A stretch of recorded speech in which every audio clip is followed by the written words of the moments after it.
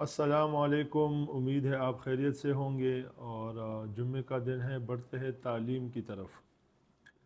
حضرت علی رضی اللہ تعالیٰ عنہ کا ایک قبر پر گزر۔ کمیل رضی اللہ تعالیٰ عنہ ایک شخص ہے، کہتے ہیں کہ میں حضرت علی کرم اللہ وجہ کے ساتھ ایک مرتبہ جا رہا تھا۔ وہ جنگل میں پہنچے، پھر ایک مقبرہ کی طرف متوجہ ہوئے اور فرمایا، اے مقبرہ والو، اے بوسیدگی والو، اے وحشت اور تنہائی والو، کیا خبر ہے، کیا حال ہے؟ پھر ارشاد فرمایا کہ ہماری خبر تو یہ ہے کہ تمہارے بعد اموال تقسیم ہو گئے، اولاد یتیم ہو گئی، بیویوں نے دوسرے خاوند کر لیے، یہ تو ہماری خبر ہے، کچھ اپنی تو کہو۔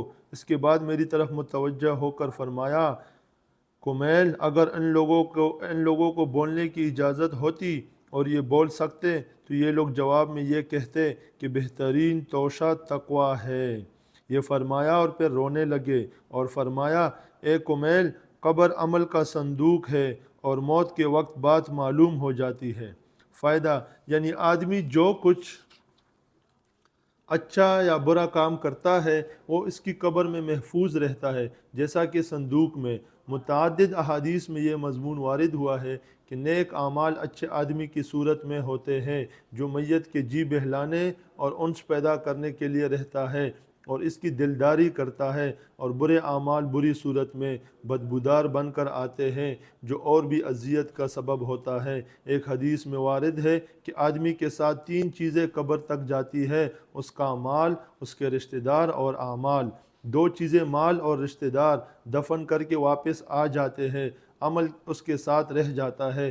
میرے بھائیوں، بزرگوں، بہنوں، جیسا کہ ہم نے پڑھا کہ جو اچھے عمل کر کے جائے گا قبر ایک صندوق کی طرح ہے تو اس میں محفوظ رہیں گے، اور جو برا عمل کر کے جائے گا۔ ہمیں تھوڑا سوچنے کی ضرورت ہے کہ جو چیزوں نے صرف قبر تک ساتھ دینا ہے اور اس کے بعد قبر میں جو کام آنا ہے، انسان اس کی تیاری کرے، یا جنہوں نے صرف قبر تک ساتھ دینا ہے اور اس کے بعد ان کا ساتھ ختم ہو جانا ہے، اس میں اپنے اعمال کو خراب کرے۔ تقریباً یہی ہوتا ہے ہمارے ساتھ کہ ہم مال کے لیے، اپنی بیوی بچوں کے لیے ہم اللہ کی نافرمانی کر جاتے ہیں۔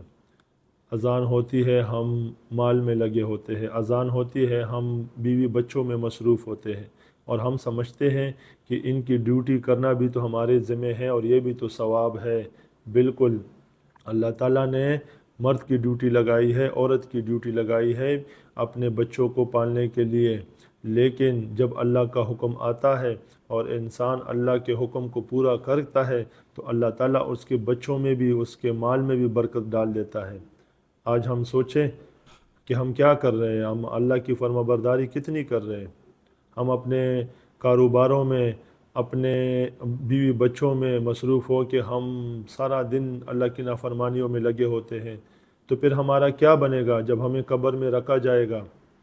مال، بیوی، بچے یہ سب پیچھے رہ جائیں گے، لیکن جو عمل ان کے لیے ہم نے خراب کیا ہوگا وہی عمل ہمارے گلے پڑے گا۔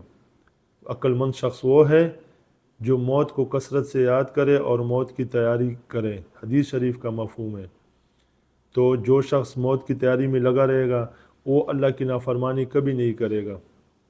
میرے بھائیوں، بزرگوں، یہ دوسروں پہ انگلیاں اٹھانے چھوڑ دیں اور اپنے زندگی میں سوچیں۔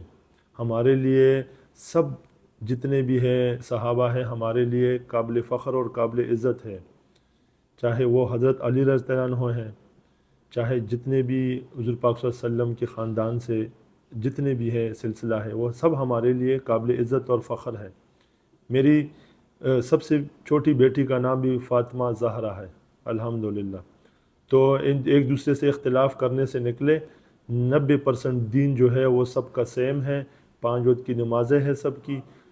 انسان اس کو پکڑے اور اپنے آپ میں سوچے کہ میں کیا بہتر کر سکتا ہوں اپنی زندگی میں۔ اللہ کی قسم، آج ہمارے پاس عمل کا ٹائم ہے، حساب ابھی نہیں دینا، لیکن جب قبر میں رکھا جائے گا پھر ہمیں صرف حساب دینا ہوگا، عمل کا ٹائم نہیں ہوگا۔